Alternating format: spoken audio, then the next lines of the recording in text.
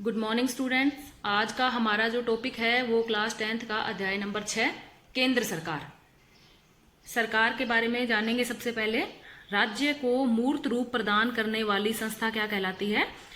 सरकार कहलाती है। यानी राज्य को एक मूर्ति का रूप देना, एक ढांचे के रूप में परिवर्तित करने वाली संस्था क्या कहलाती है? सरकार कहलाती है। सरकार के कौन कौन से अंग हैं इनके बारे में हम जानते हैं। तो सरकार के कितने अंग हैं? 3। कौन कौन से? व्यवस्थापिका, कार्यपालिका और न्यायपालिका। व्यवस्थापिका जो कानून बनाती है, कार्यपालिका जो कानूनों को लागू करवाती है और न्यायपालिका जो कानूनों का पालन नहीं करने वालों को दंड देती है। तो व्यवस्थापिका को ही हम संसद कहते हैं। तो जानते हैं व्यवस्थापिका के कितने अंग हैं? 3। कौन कौन से? राष्ट्रपति, लोकसभा और राज्यसभा। संसद के 3 अंग हैं, राष्ट्रपति, लोकसभा और राज्यसभा। और सदन की बात करें तो संसद के कितने सदन हैं? 2। कौन कौन से? लोकसभा और राज्यसभा। कार्यपालिका में कौन कौन शामिल हैं? राष्ट्रपति, उपराष्ट्रपति, प्रधानमंत्री और मंत्रिपरिषद। इसी तरह से न्यायपालिका में कौन शामिल है?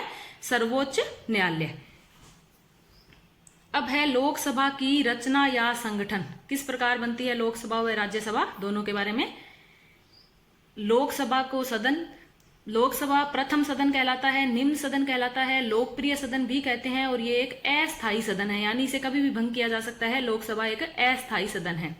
वहीं राज्यसभा को द्वितीय सदन, उच्च सदन या फिर स्थायी सदन के नाम से जाना जाता है। यह सदन कभी भंग नहीं होता, इसलिए इसे स्थायी सदन के नाम से जाना जाता है। सदस्य संख्या। लोकसभा की अधिकतम सदस्य संख्या कितनी हो सकती है? 552। वर्तमान में कितनी है? 545 सदस्य हैं लोकसभा में। और इसमें राज्यों से जो सदस्य हैं वो है 530 और केंद्र शासित प्रदेशों से कितने सदस्य लिए गए हैं? 15 सदस्य। इसी तरह से राज्यसभा में अधिकतम कितने सदस्य हो सकते हैं? 250। वर्तमान में कितने हैं? 245। राज्यों से 233 और राष्ट्रपति द्वारा कितने मनोनीत किए जाते हैं? 12 सदस्य जिन्हें कला संस्कृति का विशेष ज्ञान हो उन्हें राष्ट्रपति द्वारा मनोनीत किया जाता है, उनका चुनाव नहीं होता। और राज्य से 233 सदस्य हैं वो निर्वाचित किए जाते हैं। योग्यता के बारे में बात करेंगे तो लोकसभा का सदस्य बनने के लिए आयु कितनी चाहिए? 25 वर्ष या 25 से अधिक। आयु 25 वर्ष या उससे अधिक होनी चाहिए। भारत का नागरिक होना चाहिए, किसी सरकारी पद पर ना हो, पागल या दिवालिया नहीं हो। वहीं राज्यसभा का सदस्य बनने के लिए आयु 30 वर्ष या उससे अधिक होनी चाहिए। वही सेम है बाकी। भारतीय नागरिक हो, किसी सरकारी पद पे ना हो, पागल या दिवालिया नहीं हो। बस आयु का ध्यान रखना है योग्यता में। लोकसभा का सदस्य बनने के लिए 25 वर्ष या उससे अधिक और राज्यसभा का सदस्य बनने के लिए 30 वर्ष या उससे अधिक। निर्वाचन की बात करेंगे तो लोकसभा का जो निर्वाचन है वो प्रत्यक्ष रूप से होता है, यानी वयस्क मताधिकार के द्वारा। वहीं राज्यसभा का जो निर्वाचन है वो अप्रत्यक्ष रूप से एकल संक्रमणीय मत प्रणाली के द्वारा किया जाता है। चूंकि लोकसभा एक लोकप्रिय सदन है, लोगों का सदन है, इसलिए इसके सदस्यों का चुनाव भी कौन करते हैं? लोग, यानी हम, जनता करती है लोकसभा के सदस्यों का चुनाव प्रत्यक्ष रूप से। जबकि राज्यसभा के सदस्यों का चुनाव अप्रत्यक्ष रूप से होता है। इसका चुनाव है वो सामान्य जनता के द्वारा नहीं किया जाता। अब बात करते हैं कार्यकाल की। तो लोकसभा का कार्यकाल कितना है? 5 वर्ष का। और राज्यसभा का कार्यकाल कितना है? 6 वर्ष का। राज्यसभा का जो कार्यकाल है, चूंकि राज्यसभा एक स्थायी सदन है, ये कभी भंग नहीं होता, तो ये कार्यकाल किसका है? सदस्यों का। सदस्यों का है कार्यकाल 6 वर्ष का। राज्यसभा का कार्यकाल नहीं होता क्योंकि राज्यसभा एक स्थायी सदन है, ये कभी भंग नहीं होता। जबकि लोकसभा का कार्यकाल 5 वर्ष का है और राज्यसभा के सदस्यों का कार्यकाल कितना है? 6 वर्ष का। अधिवेशन। लोकसभा अधिवेशन राष्ट्रपति बुलाता है। लोकसभा का जो अधिवेशन राष्ट्रपति बुलाता है वह स्थगित भी कर सकता है। और लोकसभा का अधिवेशन 6 माह में एक बार होना आवश्यक है, यानी इसकी 1 साल में 2 मीटिंग होना आवश्यक है, 6 माह में एक बार। राज्यसभा का अधिवेशन भी राष्ट्रपति बुलाता है और स्थगित भी कर सकता है। अब है पदाधिकारी। लोकसभा के प्रमुख जो पदाधिकारी होते हैं वो होते हैं अध्यक्ष व उपाध्यक्ष। इनका निर्वाचन लोकसभा सदस्यों में से ही होता है, यानी लोकसभा के जो सदस्य हैं वो अपने में से ही एक अध्यक्ष और एक उपाध्यक्ष का चुनाव कर लेते हैं। अध्यक्ष को हम स्पीकर के नाम से भी जानते हैं। वहीं राज्यसभा का जो सभापति और उपसभापति प्रमुख पद होते हैं, सभापति कौन होगा? उपराष्ट्रपति। भारत का उपराष्ट्रपति ही राज्यसभा का सभापति होगा। उपसभापति राज्यसभा के सदस्य हैं वो अपने में से ही, अपने सदस्यों में से ही चुनाव कर लेते हैं उपसभापति का। तो लोकसभा का जो पदाधिकारी है वो अध्यक्ष और उपाध्यक्ष, वहीं राज्यसभा के पदाधिकारी सभापति व उपसभापति। अब आगे हम बात करते हैं लोकसभा और राज्यसभा की कार्य एवं शक्तियों के बारे में। तो सबसे पहले देखते हैं शक्तियां लोकसभा की और राज्यसभा की। सेम शक्तियां विधायी शक्तियां, वित्तीय शक्तियां, कार्यपालिका संबंधी शक्तियां।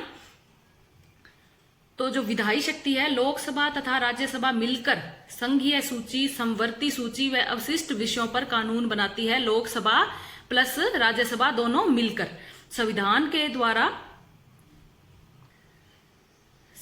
के द्वारा कोई भी विधेयक दोनों सदनों में पारित होने के बाद ही राष्ट्रपति के हस्ताक्षर के लिए भेजा जाता है और राष्ट्रपति के हस्ताक्षर के बाद ही कानून बनता है। यानी कि कानून बनाने की जो शक्ति है वो किसके पास है? लोकसभा और राज्यसभा। विधायी, विधि का मतलब है कानून। कानून बनाने की शक्ति राज्यसभा और लोकसभा दोनों के पास है। दोनों मिलकर कानून बनाएंगे और दोनों जब पारित कर देंगे दोनों सदन, उसके बाद ही राष्ट्रपति के पास भेजा जाएगा। दोनों के पास यही शक्ति है। राज्यसभा लोकसभा के साथ मिलकर कानून बनाती है। तो दोनों की सेम शक्ति है, दोनों में सेम लिख सकते हो। अगला है वित्तीय शक्तियां। अनुच्छेद 109 के अनुसार धन विधेयक लोकसभा में ही पारित होते हैं, राज्यसभा में नहीं। इस बात को आप ध्यान रखेंगे। वित्तीय जो शक्ति है धन विधेयक के बारे में, धन विधेयक का जो विशेष अधिकार है वो किसको है? केवल लोकसभा को। यानी कि धन विधेयक कहाँ पे पारित किए जाएंगे? लोकसभा में ही। धन विधेयक को कभी भी राज्यसभा में पारित नहीं किया जा सकता। ये लोकसभा की एक विशेष शक्ति है कि धन विधेयक हमेशा लोकसभा में ही पारित किए जाएंगे। राज्यसभा को धन विधेयक पर केवल परामर्श देने का अधिकार है, अस्वीकार करने का नहीं। अगर लोकसभा यहां से धन विधेयक को पारित करके और भेज देती है राज्यसभा को, तो राज्यसभा सिर्फ उस पर परामर्श दे सकती है, किसी भी तरह से उसे अस्वीकार नहीं कर सकती। तो धन विधेयक का अधिकार केवल किसको है? लोकसभा को। अगला है कार्यपालिका संबंधी शक्ति। तो कार्यपालिका संबंधी शक्ति क्या है? कार्यपालिका या मंत्रिमंडल तब तक अपने पद पर बना रहता है जब तक उसे लोकसभा में विश्वास प्राप्त हो। लोकसभा अगर अविश्वास प्रस्ताव पारित कर देती है तो मंत्रिमंडल को इस्तीफा देना पड़ता है। ये इसकी कार्यपालिका संबंधी शक्ति है। ये भी विशेष अधिकार है लोकसभा का।